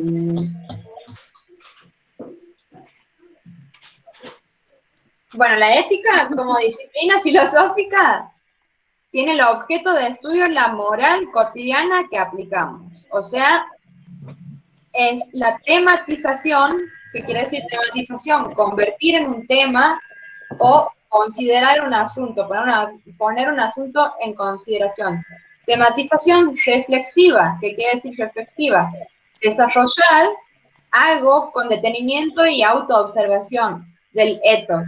¿Qué es el ethos? Es un conjunto de actitudes, convicciones, creencias morales y formas de conducta de la persona o de un grupo social, que tiene que ver con su sistema de valores, con los códigos, los principios y lo que considera bueno o malo. Claro, entonces el ethos es sería, la tematización reflexiva del ethos. claro, el ethos sería el sinónimo de moral. Claro. La ética se ocupa del análisis, bueno, del ethos, del principio, los valores, las teorías morales, en tanto como vos te relacionas con los demás dependiendo de esos valores y de esos principios. Y cómo vos te formas a vos mismo, cómo vos formas tus maneras de actuar a partir de todos esos valores, esos principios y esas teorías morales. El objeto es demasiado cercano, o sea, el ethos es lo más propio del ser humano. La ética es una de las formas de los seres humanos que tenemos para autoobservarnos a nosotros mismos, para entrar a nuestra cabecita y pensar si lo que estamos haciendo está bien o mal. Si nuestros valores también, si, cómo son nuestros, analizar nuestros propios principios, nuestros propios valores, nuestra propia moral. Y no hay una sola idea de lo que es bueno y una sola idea de lo que es malo. Hay visiones parecidas, pero generalmente son contrapuestas y uno tiene una visión de lo que es bueno y malo y otro tiene otra visión de lo que es bueno y malo y pueden chocar, obviamente. La ética proporciona fundamentaciones a las ideas y a los principios morales y elabora teorías que justifican nuestro entendimiento moral, que justifican nuestra moral. Tenemos la ética normativa, que son las normas, que es la fundamentación de normas y el cuestionamiento de esas fundamentaciones, y la metaética, que es aclarar lo mejor posible el sentido y el uso de los términos del lenguaje moral. ¿Quieres decir algo de eso, Yami? No, está bien. Bueno, nosotros los seres humanos, como seres racionales, actuamos según determinadas normas y también según esas determinadas normas juzgamos nuestros propios actos y las de los demás. O sea que nosotros en nuestra sociedad tenemos normas determinadas mediante las cuales actuamos y juzgamos nuestras acciones y las de los demás. ¿Qué es juzgar? Juzgar es la capacidad de elaborar reflexivamente un criterio, o sea, de reflexionar sobre algo y a partir de este criterio orientamos nuestras acciones y valoramos las acciones de los demás y nuestras propias acciones. Y el juicio es la facultad de discernir entre lo bueno y lo malo. Bueno, la bioética. ¿Qué es la bioética? La bioética es una reflexión filosófica sobre los problemas éticos en el contexto de la medicina y las ciencias biológicas. Nosotros tenemos códigos y principios que nos proveen un marco y una orientación, pero no son suficientes para saber qué debemos hacer exactamente en cada una de las situaciones a las cuales nos enfrentamos. También tenemos que tener conciencia social, tenemos que tener autonomía nuestra y autonomía del paciente, tenemos que cuestionar los estándares de salud, tenemos que cuestionar el ejercicio del poder, de la autoridad médica, saber que los pacientes son personas en sí mismos, y tenemos diferentes teorías de bioética. ¿Quieres decir las teorías o quieres que las diga yo? Como quieras, ¿querés que diga la... o querés decirla y yo te voy a los ejemplos de la vida diaria? Dale. Bueno, la teoría deontológica. La moralidad se funda en el deber y su horizonte de consideración es la humanidad en su conjunto. O sea, el deber moral es algo universal y absolutamente necesario, y que se desprende de leyes que forman nuestra razón y es formal y no se basa en la experiencia. No refleja lo que hacemos, sino lo que debemos hacer. Nosotros tenemos que actuar, nuestra voluntad tiene que ser por deber y no por nuestros sentimientos ni por nuestras inclinaciones particulares. O sea que la voluntad sigue el deber de manera autónoma. Aquí influye el imperativo categórico de Kant, que dice, obra de tal modo que la máxima que rige tu acción pueda ser elevado a ley universal. ¿Qué quiere decir esto? ¿Qué quiere decir esto? Que nosotros tenemos que actuar de tal forma que la moral o los principios que rigen nuestra acción puedan ser los mismos principios que rijan la acción de todo el mundo.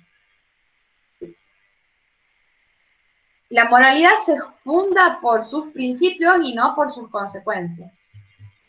Y esto, bueno, también tiene una base en la veracidad de la,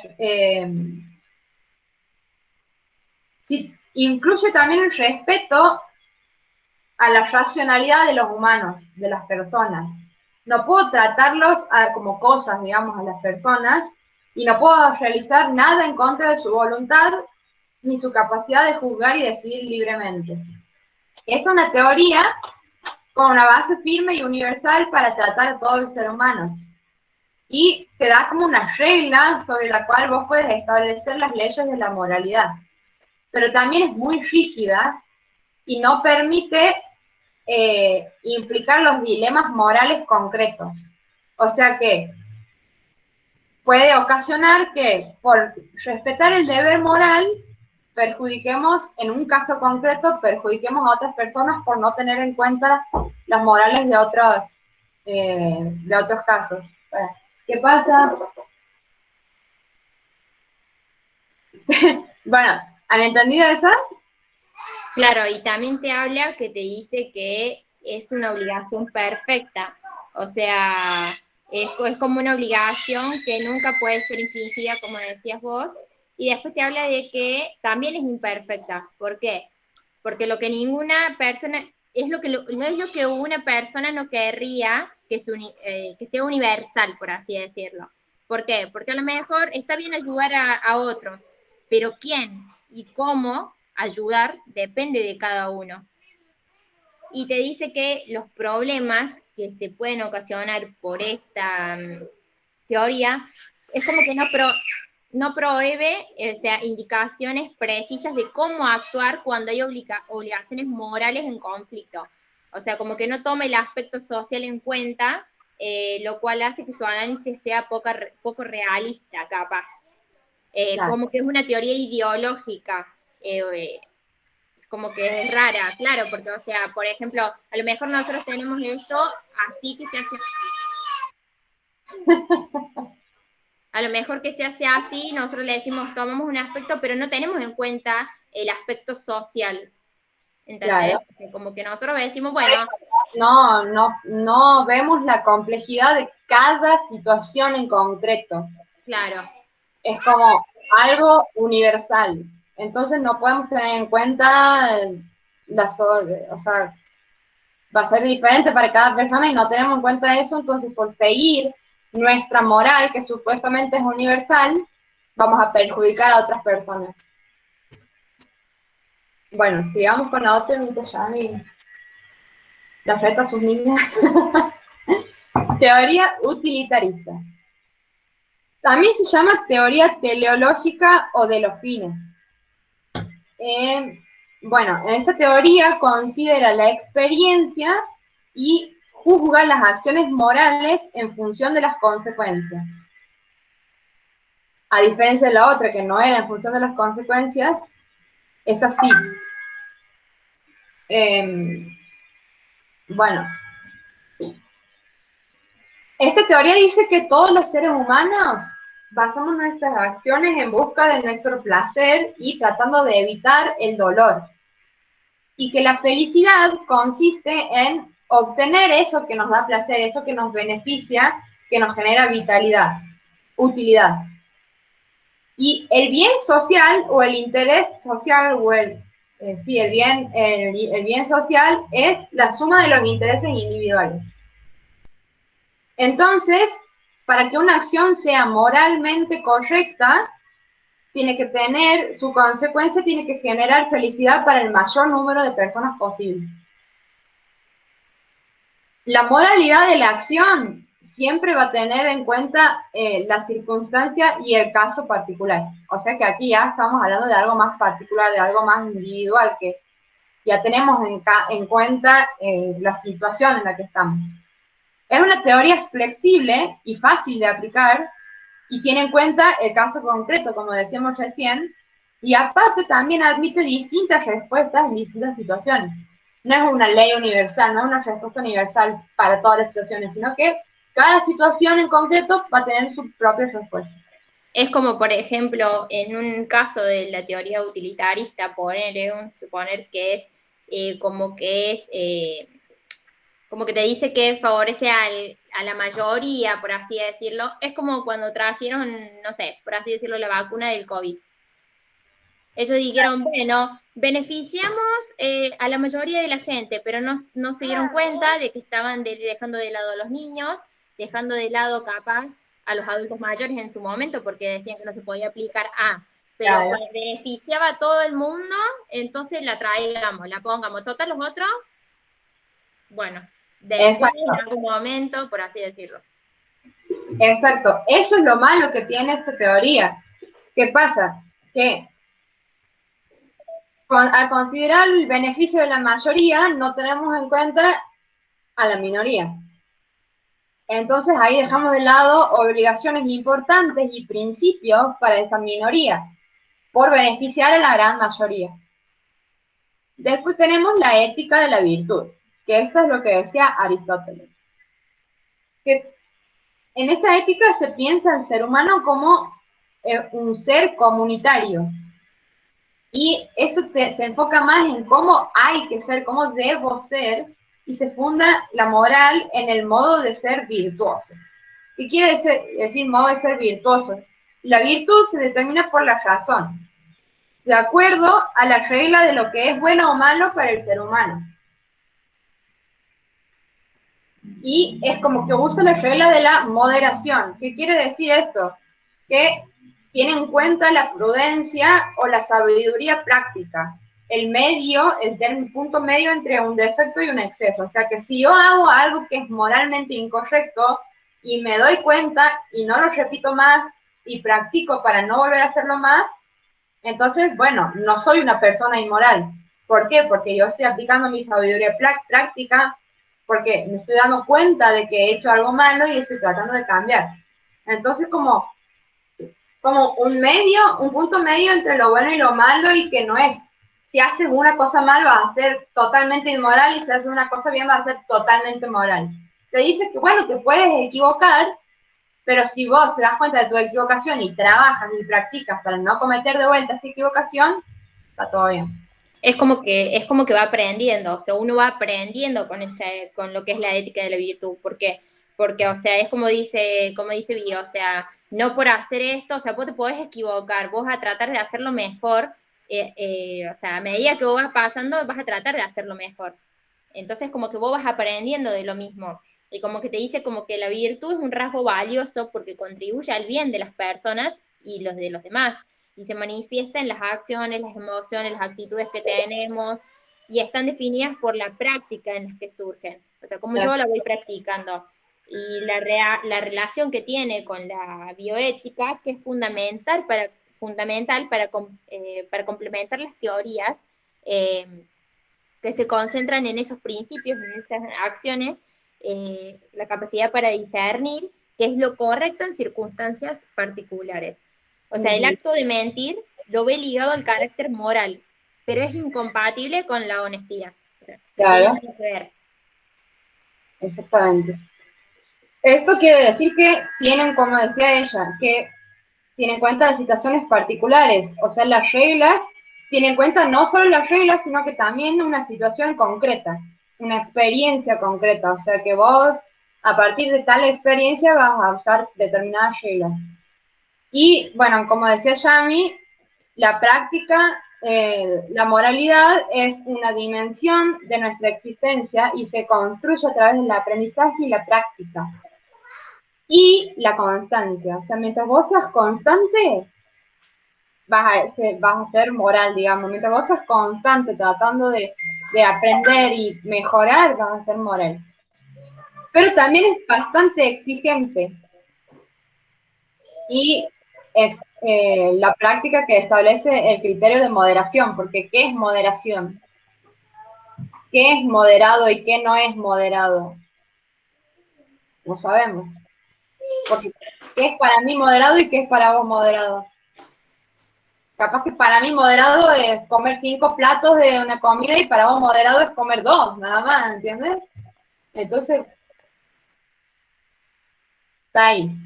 Para mí lo que más me gusta es eso, pero bueno, todos tienen su defecto. Y la última, tenemos la teoría de la ley natural, que esta es la teoría de la religión, digamos. Se funda en vincular la moralidad con leyes naturales y objetivas que determinan lo que debemos hacer. O sea que hay determinadas leyes que nos dicen que vos tienes que hacer esto, y pum, así. Claro, o sea, que te dice lo que uno debe hacer es determinado por lo que es natural y no por lo que por lo que tiene la sociedad en la que vive o las preferencias de tal sociedad, sino que se tiene que hacer así y así. Pero ¿qué pasa? ¿Qué es lo natural? Claro, o sea, ¿qué es lo natural para uno? O sea, es como que se lleva a lo que es, como por así decirlo, a la ciencia, por así decirlo, a lo normal, a lo natural, cosas. Es como que Esto sería normativo, por ejemplo, una visión normativa. Cómo debemos actuar, y esas leyes son objetivas y pueden ser, o sea, descubiertas por la razón. El estatus moral de mentir fomenta la veracidad. O sea, acá se niega lo que es el valor de la persona, ¿no es cierto? Un ejemplo de la vida real. O sea, es como que venga una persona, por ejemplo, trans, por así decirlo, que venga una persona trans y me diga, no, ¿por qué es así? Yo le voy a decir, no, vos no sos una mujer, ponele, porque vos naciste hombre. Porque eso lo dice la ley natural y porque es natural de la persona que vos tenés que ser hombre. No, pero yo me considero mujer. No, pero no, vos sos hombre y te voy a negar todos los derechos que hay porque para mí sos hombre, no sos mujer. Y los derechos que a vos te van a tener, a vos teóricamente te corresponden como mujer, te los voy a negar, porque para mí no es natural eso. Claro. Entonces ahí yo le estoy negando todo el valor que tiene la persona, por ser diferente, por ser trans y por no ser como la ley natural lo dice. Exactamente. O por ejemplo, otro ejemplo, que ha visto que los testigos de Jehová no pueden recibir transfusión de sangre, porque lo dice sus normas. No, entonces como que ahí vos estás sacándole a esa persona su derecho a luchar por su vida, por ejemplo. Si se está muriendo y necesita una transfusión de sangre, no va a poder recibir una transfusión de sangre porque la ley natural de su religión lo dice así. ¿Entiendes? Eso es un ejemplo claro de esta Claro, ley. vos le estás negando ahí el valor que él tiene con respecto a lo que su ley natural corresponde que dice. Claro, exactamente. Bueno.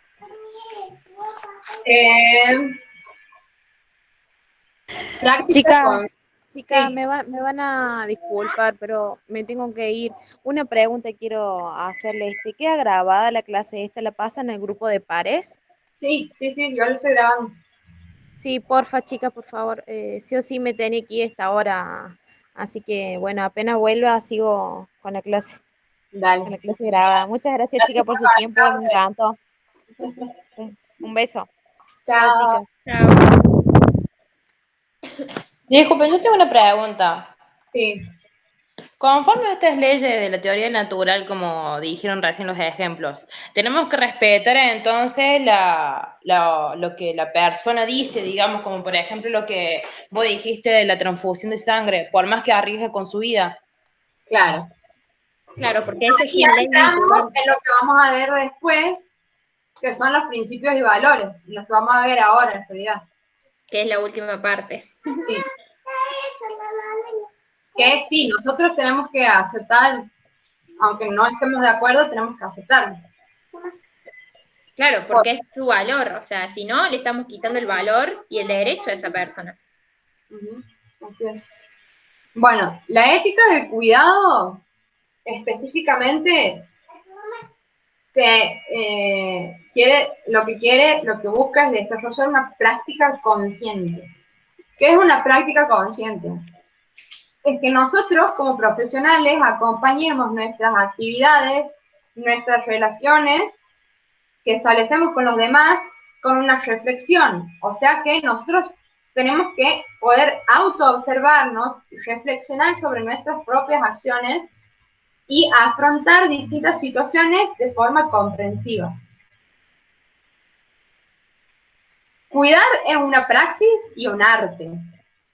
Se perfecciona con la práctica y gracias al pensamiento atento que la acompaña. Y es el bien interno de la profesión de la enfermería, o sea, es el fin de la enfermería. El fin de la enfermería es cuidar. Y la enfermería se debe orientar a satisfacer y perfeccionar todas las acciones y decisiones de cuidado. La relación de cuidado profesional tiene que combinar el aspecto científico y el aspecto ético de la conexión interpersonal que tenemos con el sujeto de cuidado. Y también tenemos que tener en cuenta que para poder brindar un cuidado, un buen cuidado, una práctica consciente, tenemos que tener en cuenta nuestro propio autocuidado, o sea, nuestro autocuidado. El sujeto que cuida, el profesional, tiene que preocuparse de su propio bienestar y de su integridad para poder darle cuidado a los demás. El sujeto que cuida, el sujeto cuidador, es un sujeto moral. ¿Por qué? Porque va a ejercer sus prácticas de manera consciente, de manera libre y de manera voluntaria, no porque lo obliguen, sino porque quiere y porque está consciente de lo que está haciendo. ¿Esto qué quiere decir? Que vos vas a poder evaluar, esto ya es Restrepo, ¿no? La verdad que no tengo anotados los nombres, pero Yami. Sí. No. ¿En dónde? ¿En el Restrepo? Ajá. Claro, se tiene en cuenta, ¿qué es lo que tiene en cuenta? La dignidad humana siendo un fin en sí misma Y no puede No, tratarse como... eso, o sea, te pregunto si lo que estamos viendo ahora es Restrepo. Claro, o sea, primero está lo que es los componentes de cuidado de enfermería y después sigue lo de Restrepo. Ah, bueno. Sí, es eso. Okay. Entonces, ¿qué implica? Que el profesional va a ser moral y va a ser una persona, un sujeto cuidador libre. Quiere decir que nosotros vamos a poder evaluar las diferentes opciones y elegir la que consideremos más adecuada de acuerdo a los principios nuestros y los principios del sujeto de cuidado. Los valores nuestros y los valores del sujeto de cuidado. Y saber que nosotros somos responsables de las consecuencias. Como por ejemplo, un suponer, es lo que te dice como que no únicamente tenemos que ver los valores que tenemos nosotros y los derechos que tenemos nosotros, sino como por ejemplo, un suponer, viene una persona una persona que fue un asesino o que estuvo preso, que está preso por asesinato. Viene a hacerse atender. Él tiene el derecho y tiene valores y se tiene que hacer, y alguien lo tiene que atender, pero vamos a suponer que yo no quiera atenderlo. También yo tengo mis derechos y tengo mis valores, y yo voy a decidir no atenderlo, pero ¿qué pasa? Como la otra persona también tiene esos mismos derechos, yo tengo que delegar a otra persona para que lo haga, no lo tengo que dejar sin atención. Exactamente. Claro, es lo que pasa. Por ejemplo, a nosotros en básica, en el 2019, que ahora era base conceptual, nos explicaron eso, y nos dijeron que eso valía, por ejemplo, para una persona que vos éticamente no querías cuidar, o directamente podía ser algún paciente. Por ejemplo, va tu mamá justo a urgencia y necesita tal y tal cosa, o tal cuidado, qué sé yo. Si a vos te dolía eso, directamente vos podías delegarlo a alguien, obvio, avisándole a tu, no me acuerdo cómo se llama la que está encargada de los enfermeros. Ajá. Pero ahí entra en juego también el hecho de que vos sos responsable de las consecuencias. Si vos recibes un sujeto de cuidado, no lo quieres atender y decides no atenderlo, hasta que has buscado a alguien más que lo atienda, ¿le pasa algo? ¿Quién es responsable ahí? Claro. Bueno, vamos con los principios, siempre y cuando haya alguien que pueda hacerlo por vos, claro, exactamente. Claro. Pero bueno, por ahí va a haber alguien, pero como por ejemplo en el caso, ahí justo esa persona que puede hacerlo por vos no le da el cuidado que quizás vos le hubieras dado y le puede pasar algo, ¿entiendes? Bueno, como por ejemplo en el caso demasiado general y demasiado ya buscándole la quinta pata al gato. En el caso del doctor ese que se negó a realizar el aborto a una chica y fue demandado, tuvo una consecuencia porque se negó, pero no le delegó a nadie para que lo hiciera, por ende siguió con el embarazo esa chica, entonces como que lo demandaron y sufrió consecuencias, por así decirlo, por la decisión que él toma. Claro, igual lo que nos explicaban a nosotros que, por ejemplo, está bien, nosotros somos enfermeros, hacemos el arte del cuidado de un paciente determinado por justo un PAE, un proceso de atención de enfermería único. Pero ¿qué pasa? Nosotros no somos quien para juzgar a las personas. Así ese tipo haya chocado y justo con ese choque tuvo una pierna rota, una fractura de cráneo y mató 3 personas en una parada, siendo, por ejemplo, un niño, una niña y una mujer embarazada, no tenemos por qué juzgarlo. Claro. La persona llega con una necesidad, nosotros sí o sí tenemos que responder. Exactamente. Ahí entra en juego los principios. ¿Qué son los principios? Son guías e instrumentos para cómo nos vamos a comportar y cómo vamos a juzgar las situaciones particulares en cada sujeto de cuidado y de acuerdo a criterios base que cuentan con base. Esos criterios son los principios, que cuentan con base compartida por los miembros de la comunidad profesional. Todos los miembros de la comunidad profesional se tienen que regir por esos principios, que son 3. El respeto, la beneficencia y no maleficencia, y la justicia. El respeto es reconocer la dignidad de todo ser humano y del trato de las personas como fines en sí mismos, o sea, como que son personas en sí mismas. Afirmar que la otra persona es libre y autónoma. Hay que brindarle al sujeto la información veraz, completa, suficiente y comprensible sobre su estado y sus posibilidades de tratamiento. Hay que garantizarle una privacidad mediante el secreto profesional. Hay que atender a su vulnerabilidad y su derecho de confidencialidad y tener en cuenta la individualidad y unicidad de cada individuo en particular, para que nosotros podamos adecuar nuestra práctica de cuidado a esa persona. Todas estas dimensiones contribuyen a que el paciente confíe en el profesional y hace posible la relación de cuidado como una relación intersubjetiva. O sea, ¿qué quiere decir el respeto? Que nosotros vamos a respetar a todos nuestros pacientes, que vamos a entender que son libres, que son autónomos, que le vamos a dar toda la información sobre lo que le pasa, que le vamos a dar la confianza y que vamos a mantener su dignidad. La beneficencia y no maleficencia. ¿Qué quiere decir? La no maleficencia significa no causar daño o perjuicio, y la beneficencia significa que un aspecto prevenir y promover lo bueno, digamos, los aspectos buenos. Hay que tener prudencia y ser oportunos y diligentes en nuestra acción profesional, y hay que tener una estimación de los riesgos y los beneficios. Para la mayoría, considerar la mejora para la mayoría y el mal menor para la mayoría. Siempre tenemos que optar por lo más bueno de entre dos opciones. Tenemos que optar por lo mejor, por lo que más beneficie y menos maleficencia cause. Y la justicia es la distribución de cargas, beneficios y recursos como un balance entre igualdad y equidad, que hay que considerar los diferentes aspectos relevantes de desigualdades en la gestión y la operación de políticas en la institución, digamos. Esto ya habla también de dentro de la institución, dentro de la relación entre profesionales, que todos vamos a tener como un balance y una distribución igual de los recursos, de los beneficios que necesitamos, de las cargas horarias, por ejemplo, que va a ser algo equitativo para todos.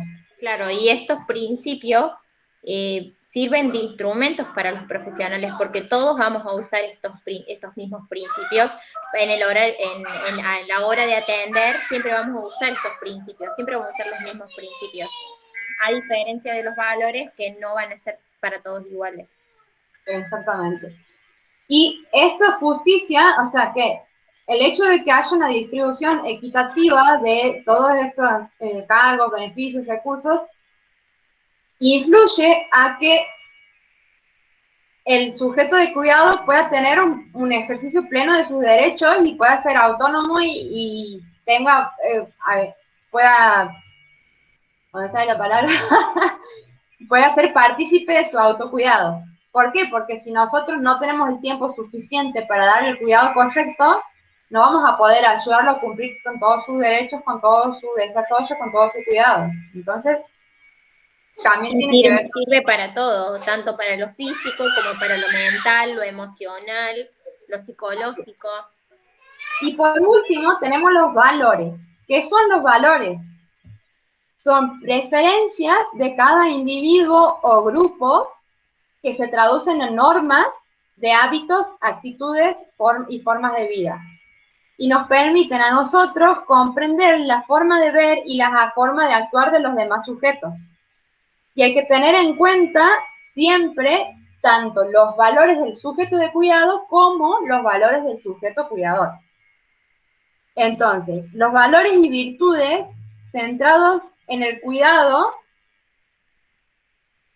tienen que ser al reconocimiento del sujeto de cuidado. Hay que reconocer al sujeto de cuidado como un ser racional, libre, autónomo, con sus características y particularidades de su situación, Y tenemos que reconocer que nosotros, ante ese sujeto de cuidado, asumimos una responsabilidad sobre su estado de salud, sobre su dignidad, sobre su integridad y su bienestar psico, socio, cultural y espiritual.